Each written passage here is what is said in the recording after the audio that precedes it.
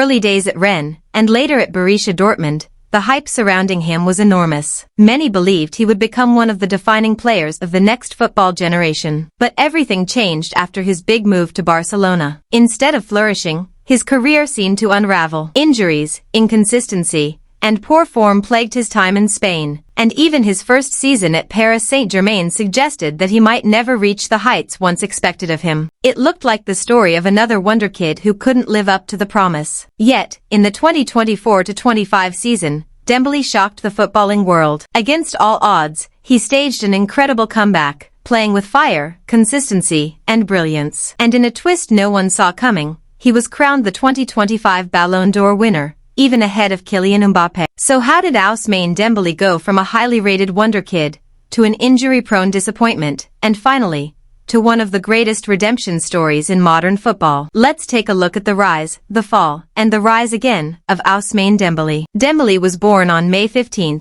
1997, in Vernon, France. If you enjoyed this story and want to see more football documentaries like this, don't forget to hit the like button, subscribe to the channel, and turn on the notification bell so you never miss an upload. More specifically, Ousmane Dembélé grew up in a poverty-stricken neighborhood. His parents had immigrated from Africa to France with little to no money, struggling to build a better life. Despite the hardships of his environment, Dembélé managed to stay out of trouble, and the main reason for that was football. From a very young age, the game became his escape. He would spend nearly 7 hours a day playing on the streets, often on hard cement courts. It was here that his remarkable technique and close control were born. Street football shaped his style, unpredictable, dazzling, and fearless. As his skills began to stand out, Dembélé caught the attention of his first club, Evru FC 27, joining their youth setup at just 12 years old.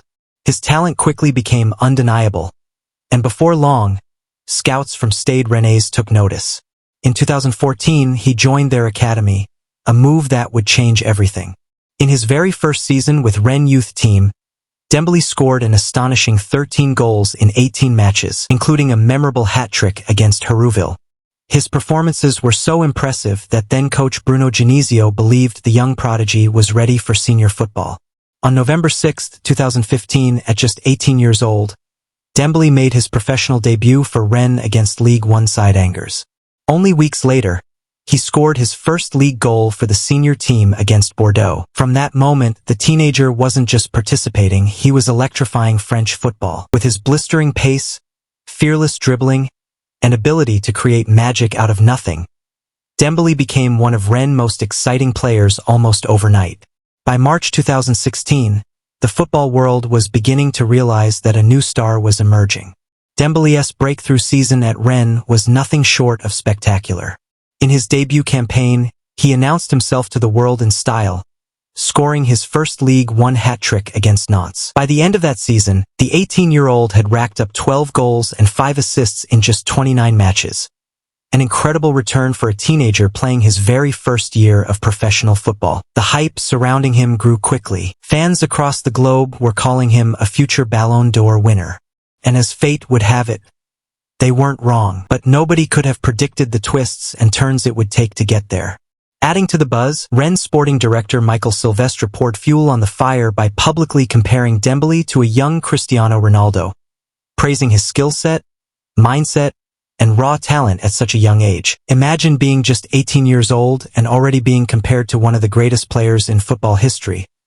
By the man running your own club. That's insane. And to be fair, looking back now, both Ronaldo and Dembélé would eventually go on to lift the golden ball. So maybe Silvestre wasn't so crazy after all. It was also during his Rennes days that Dembélé gave one of his most iconic interviews. A clip that still makes the rounds on social media to this day. Roll the clip. Despite the praise and growing reputation he earned at Rennes, Ousmane Dembélé had his sights set on a bigger challenge. After just 1 year in France, Borussia Dortmund came calling, a club famous for nurturing young stars and giving them the platform to shine. In the summer of 2016, Dembélé signed a 5-year contract with Dortmund for just 15 million euros, a bargain for a player of his potential. And right away, he proved why that price was a steal. He scored his first Bundesliga goal against Wolfsburg on September 20th, and just 2 months later, he netted his first ever Champions League goal. But his most defining moments came later that season. In the 2016-17 DFB Pokal semi-final against Bayern Munich, Dembélé assisted Pierre-Emerick Aubameyang before scoring a stunning 74th-minute winner, knocking Bayern out and sending Dortmund to the final. Then, in May, Dembélé struck again, scoring the opening goal in Dortmund's 2-1 victory over Eintracht Frankfurt, helping the club lift their first major trophy in 5 years. He was named man of the match for his performance. By the end of the season, Dembélé's numbers were breathtaking: 10 goals and 21 assists in 49 matches. His brilliance earned him the Bundesliga Rookie of the Year award and a place in the Team of the Season. At just 19 years old, Dembélé wasn't just promising, he was already performing like a world-class player. His dazzling partnership with Aubameyang and Christian Pulisic made him one of the most exciting young attackers in football. And soon, his boyhood dream would come calling. That summer, Barcelona were in crisis. Their legendary MSN trio had been torn apart when Neymar left for PSG in a record-breaking €222 million transfer, leaving a gaping hole on the left wing. Desperate for a replacement, Barcelona first tried to lure Philippe Coutinho away from Liverpool, but Jurgen Klopp refused to let him go. That's when Barcelona turned their attention to Ousmane Dembélé. His flair, speed, and ability to beat defenders reminded them of Neymar. And with cash burning in their pockets, the Catalan giants went all in. At first, Dortmund resisted. After all, Dembélé had only been at the club for 1 season. But Dembélé himself dreamed of playing for Barcelona, and when the Spanish club put €105 million plus €40 million in add-ons on the table, Dortmund had no choice but to accept. And just like that, Ousmane Dembélé joined Barcelona in a blockbuster deal, becoming the 3rd most expensive player in history, behind only Neymar and Kylian Mbappé, both of whom had also moved to PSG that very same summer. But with that record-breaking price tag came enormous pressure. After only 2 professional seasons, Barcelona were gambling that Dembélé could become the heir to Neymar, a risk that would define the next chapter of his career. For Barcelona, signing Ousmane Dembélé felt like a risk worth taking. His potential was sky-high, and with no serious injury history, the club believed they were investing in a future superstar. But looking back now, it's clear this was the gamble that marked the beginning of Dembélé's downfall. Because while injuries hadn't haunted him before, they would soon become the defining story of his time in Spain. Real quick, before we dive deeper into Dembélé's Barcelona years, if you're enjoying this documentary, please take a moment to subscribe to the channel. It helps a lot, and I truly appreciate your support. Don't forget to like the video and turn on notifications so you never miss an upload. Thank you. Now back to Dembélé. At the start of the 2017-18 season, he earned his first start for Barcelona in just his 2nd appearance. But disaster struck. He tore his hamstring and was ruled out for 4 long months, the first serious injury of his career. When he returned in January 2018, fans hoped to finally see what he could offer. But only a couple of weeks later, misfortune struck again. Against Real Sociedad, Dembélé picked up another injury, this time sidelining him for another month. It seemed like bad luck was following him everywhere. But when he eventually returned, glimpses of the old Dembélé began to shine through. He scored his first Barcelona goal in the Champions League round of 16 against Chelsea, before netting his first La Liga goal against Celta Vigo. Soon after, he scored a brace against Villarreal, proving that, when fit, his talent was undeniable. Despite the setbacks, Dembélé still managed to play a role in Barcelona's domestic success, helping them win both the Copa del Rey and La Liga title in his debut season in Spain. By the end of his debut season, the 20-year-old Ousmane Dembélé had managed 4 goals and 9 assists in 24 matches. Considering he had suffered 2 serious injuries, those numbers weren't world-class, but they weren't bad either. Good enough, in fact, to earn him a spot on France's squad for the 2018 World Cup in Russia. Dembélé made 4 appearances in the tournament, though only 1 came in the knockout rounds, a brief 2-minute cameo against Uruguay in the quarterfinals. He didn't play a major role in France's triumph, but he still walked away with a World Cup winner's medal, a huge milestone for such a young player. The following year, the 2018-19 campaign showed signs of real progress. This was the season where Dembélé scored that unforgettable solo goal against Tottenham,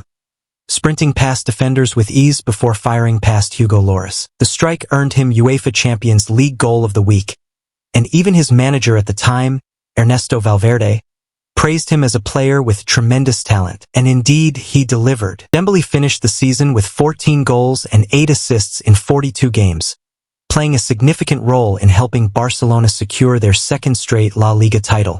But just when it seemed like Dembélé was turning the corner, the nightmare began. The 2019-20 season was a disaster. On the opening day of the La Liga campaign, he injured his left hamstring and was sidelined for 5 weeks. When he finally returned against Sevilla, he scored, but then immediately got himself sent off with a straight red card, earning a suspension. When he returned again against Leganés, disaster struck once more. Dembélé tore a muscle bundle, keeping him out until February 2020. And just when fans thought the worst was over, February brought yet another devastating blow. Ousmane Dembélé suffered another major injury, and this time it would change everything. The nightmare continued in early 2020. Dembélé suffered a serious hamstring tear, requiring surgery and ruling him out for 6 months. Even after the season was extended due to the pandemic, he would not return. His campaign was over. The following year, the 2020-21 season, was a slight step in the right direction. Dembélé stayed relatively fit and managed 11 goals and 5 assists in 44 matches. Not a breakout year, but at least a reminder of what he could do when available. Still, in the grand scheme of things, the season was forgettable. And here's the kicker. Not only could any club sign him for that fee,